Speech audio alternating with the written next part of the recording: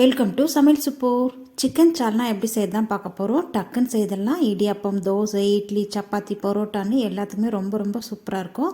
நீங்கள் இதே போல் செய்து பாருங்கள். பக்காவான சைடிஷ் இது. வாங்க இது எப்படி செய்யுதுன்னு பார்க்கலாம். வீடியோக்குள்ளே போகலாம். இதுக்கு முதல்ல குட்டி மிக்ஸி ஜார் எடுத்து வச்சுருக்கேன். இதில் மசாலா அரைச்சிக்கலாம். அதுக்காக 15 பல் பூண்டு, ஒரே ஒரு பச்சை மிளகாய், 1/2 இன்ச் அளவுக்கு இஞ்சி, ஒரு 4-5 துண்டு அளவுக்கு பட்டை, 6-7 லவங்கம், 1/2 டீஸ்பூன் அளவுக்கு சோம்பு எடுத்திருக்கேன்.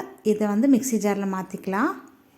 மிக்ஸி ஜாரில் சேர்த்துட்டு அடுத்ததாக ஒரு 1/2 டீஸ்பூன் அளவுக்கு மிளகு அதிகமாக தேவைப்படாது. ஒரு 1/2 டீஸ்பூன் அளவுக்கு இருந்தால் போதும். பாருங்கள், இந்த மாதிரி ட்ரையாக ஃபஸ்ட்டு திருவுனதுக்கப்புறம் இது கூடவே ஒரு 15 சின்ன வெங்காயம் உரித்து வச்சுருந்தேன். அதையும் சேர்த்துட்டு அரைச்சிக்கலாம். தண்ணி எதுவும் சேர்க்க தேவையில்லை. பாருங்கள், இது அரைச்சாச்சு. இது அப்படியே ஒரு பிளேட்டுக்கு மாற்றிக்கலாம். அடுத்ததாக 2 தக்காளி சேர்த்து மிக்ஸி ஜாரில் அதையும் அரைச்சாச்சு. அதையும் ஒரு பிளேட்டுக்கு மாற்றியாச்சு. அடுத்ததாக ஒரு 1/2 மூடி அளவுக்கு தேங்காய் நல்லா திருவுனதுக்கப்புறம் 1/2 டீஸ்பூன் அளவுக்கு பொட்டுக்கடலை சேர்த்துட்டு கூடவே 2 டீஸ்பூன் அளவுக்கு மிளகாய்த்தூள், கொஞ்சமாக தண்ணி சேர்த்து நைஸாக அரைச்சி இந்த மாதிரி எடுத்துகிட்டு வந்தாச்சு. இது அப்படியே இருக்கட்டும். அடுத்ததாக தாளித்து விட்டுக்கலாம். அதுக்காக ஸ்டவ் ஆன் பண்ணிட்டு குக்கர் வச்சுருக்கேன். இதில் ஒரு 7-8 டேபிள் ஸ்பூன் அளவுக்கு குக்கிங் ஆயில் சேர்த்துருக்கேங்க. எண்ணெய் சூடானதோ ஒரு 1/4 டீஸ்பூன் அளவுக்கு சோம்பு சேர்த்துட்டு கூடவே ஒரு கொத்தளவுக்கு கருவேப்பிலை சேர்த்துட்டு நம்ம ஃபஸ்ட்டு அரைச்சோம் இல்லையா, அதை விழுத உள்ளே சேர்த்துட்டு வதக்கிக்கலாம். தேங்காய் வந்து சின்ன மூடின்றதுனால நான் 1/2 மூடி எடுத்திருக்கேன். நீங்கள் பெருசாக இருந்ததுன்னா ஒரு 1/2 அளவுக்கு பாதியிலையும் கொஞ்சமாக எடுத்தால் போதும். பாருங்கள், கொஞ்சமாக கல்லுப்பு சேர்த்து வதக்கியிருக்கேங்க. அடுத்ததாக சிக்கன் 1/4 கிலோ அளவுக்கு நல்லா வாஷ் பண்ணிவிட்டு மஞ்சத்தூள் உப்பு போட்டு பெசரி வச்சுருந்தேன். அதை வந்து சேர்த்துட்டு கலந்து விட்டுக்கலாம். இந்த மசாலாவோடையே சேர்ந்து சிக்கனும் வதங்கி வரும். அதுக்காக தான் கல்லுப்பு சேர்த்துருக்கோம். கல்லுப்பு சேர்க்கும் போது அடி பிடிக்காது, சீக்கிரமாக வதங்கிடும், நல்லா வாசனையாகவும் இருக்கும்.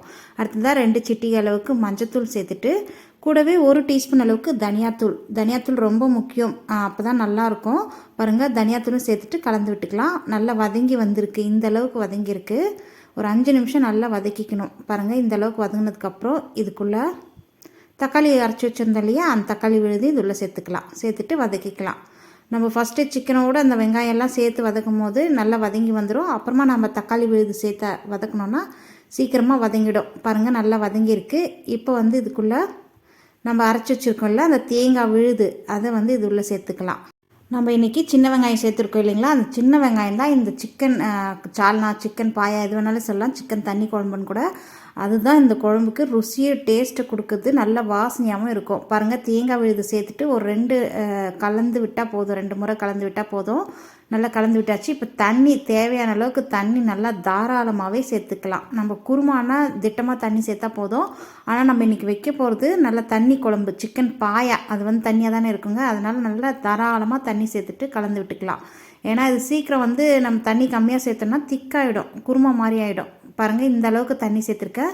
இப்போ வந்து உப்பு காரம் செக் பண்ணிவிட்டு பத்தலைன்னா சேர்த்துக்கலாம். நான் பத்தலை, அதனால் 1 டீஸ்பூன் அளவுக்கு திரும்பவும் மிளகாய்த்தூள், கொஞ்சமாக கல் உப்பு சேர்த்துருக்கேன். நல்லா கலந்து விட்டாச்சு. இது அப்படியே பாருங்கள், இந்த அளவுக்கு தண்ணி இருக்குது. இது அப்படியே குக்கரோடைய மூடி போட்டு விசில் போட்டுட்டு ஒரு 2-3 விசில் விட்டு அதுக்கப்புறம் சிம்மில் ஒரு 5 நிமிஷம் விட்டு இறக்கணுன்னா நமக்கு சிக்கன் பாயா ரெடி ஆகிடும். சூப்பராக ரெடி ஆகிடுச்சு. பாருங்கள், நான் கடைசியாக பொடியை கட் பண்ணி கொத்தமல்லி இலைகளை தூவி அப்படி இறக்கியிருக்கேன். அவ்வளோதான். சுட சுட இட்லி, இடியாப்பம், சப்பாத்தி, பூரி, பரோட்டா கூடலாம் சாப்பிட அவ்வளோ சூப்பராக இருக்கும். கண்டிப்பாக இந்த ரெசிபியை மிஸ் பண்ணாமல் நீங்களும் இதே போல் ட்ரை பண்ணி பாருங்கள். ட்ரை பண்ணி பார்த்துட்டு மறக்காமல் கமெண்ட் செக்ஷனில் ஷேர் பண்ணுங்கள். இந்த வீடியோ பிடிச்சிருந்தா லைக் பண்ண மறந்துடாதீங்க. உங்கள் ஃப்ரெண்ட்ஸ் அண்ட் ரிலேட்டிவ்க்கு ஷேர் பண்ணிக்கோங்க. நம்ம சமையல் சூப்பர் சேனலை சப்ஸ்கிரைப் பண்ணி வச்சுக்கோங்க. நன்றி, வணக்கம்.